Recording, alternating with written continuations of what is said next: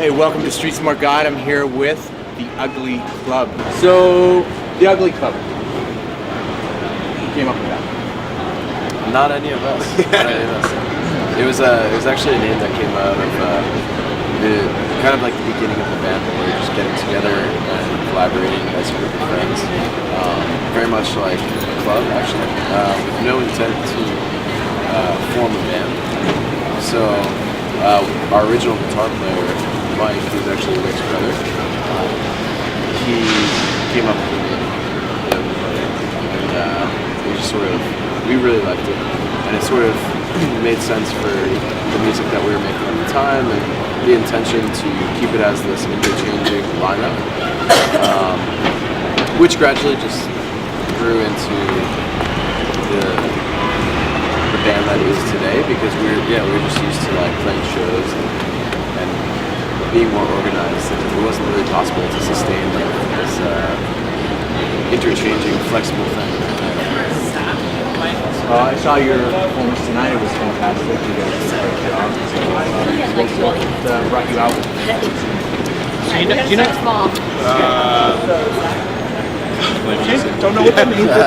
Yeah, we actually played with Dreamers, who we played with them a few times now, and Mostly during CMJ. yeah, mostly during CMJ, and we had this opportunity to do this, to open up for them for this residency that they're doing at pianos, and we're pretty much down to play whenever. So any cool opportunity like that, we're all about. So.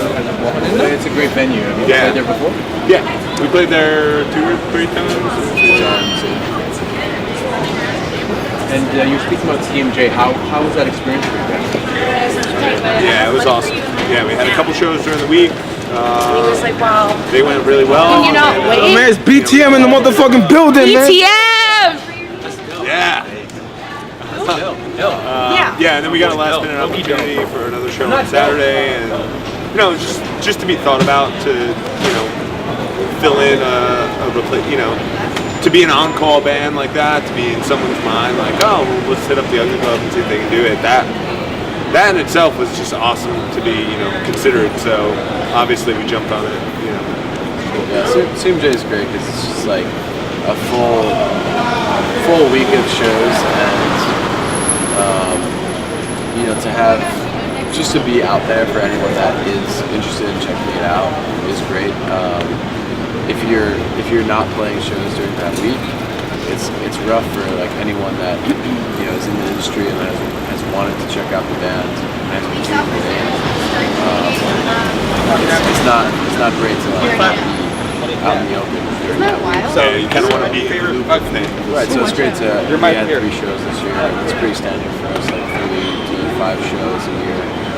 So it's great just to have more opportunities for people to come out and check out the music, whether it's press or other industry gigs. And any upcoming gigs that you're looking forward to? December 5th. Yeah, Knitting Factory. December 5th we have a free show at Marten Factory in Williamsburg. So that's really cool. We play at 8 o'clock. It's an early show, free show. And other than that, I guess we're just like, we'll probably have some stuff throughout the winter in New York, but we're just planning to get back to the studio, cut another single, maybe do a music video, and just keep like digital content coming out while we're staying busy playing live shows. You mentioned that you had tonight.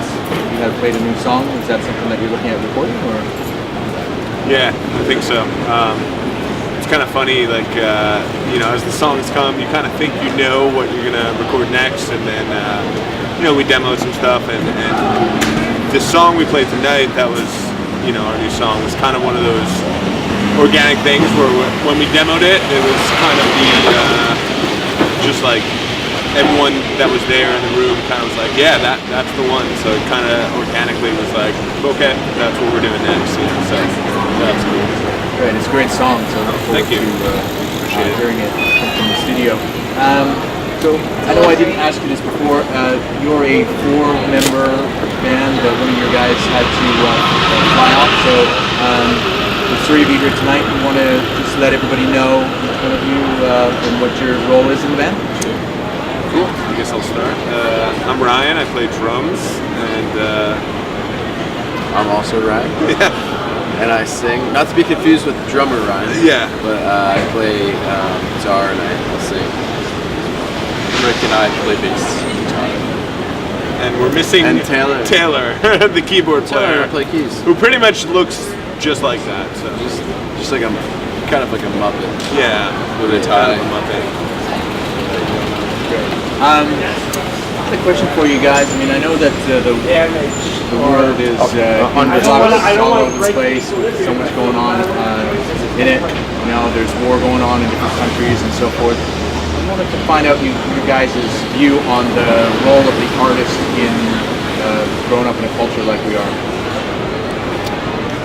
It's important in every culture, especially in those countries that are going through revolutions now, that art helps like rebuild the community, keep culture, and progress the future of it.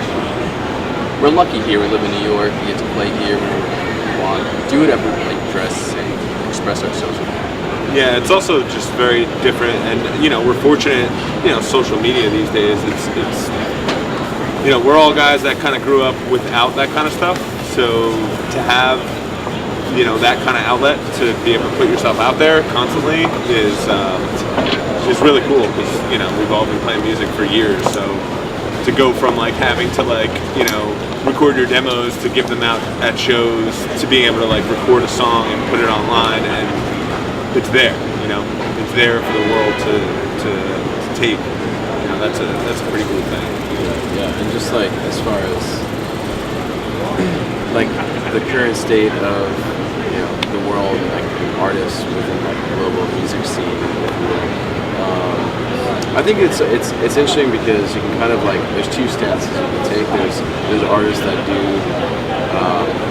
have a more vocal approach to politics and stuff like that, but also you sort of can isolate art and look at it as a means for connecting people, you know, making people happy, Yeah, expressing yourself, expressing emotion to other people. And like, that's the importance of art, because whether or not it's speaking politically, it has a strong force of connection for like a global community. Yeah, there's just a universal connection. Like everybody It's a can universal relate language, to, for sure. you know, music, art, you know, writing, you know, whatever. Any creative outlet, I think, is good. You know, so anyone can kind of relate to something. You know?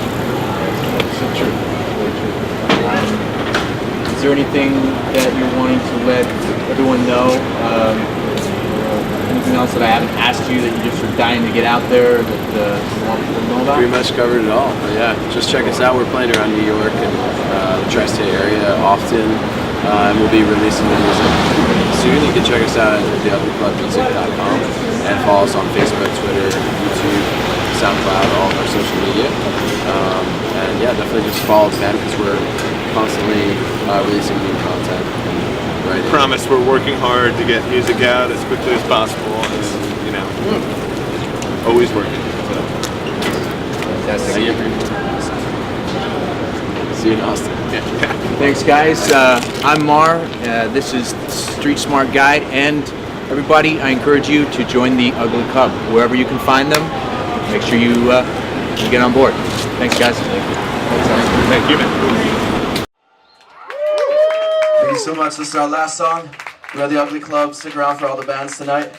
Thanks to Pianos, thanks to Dreamers and Ari for having us.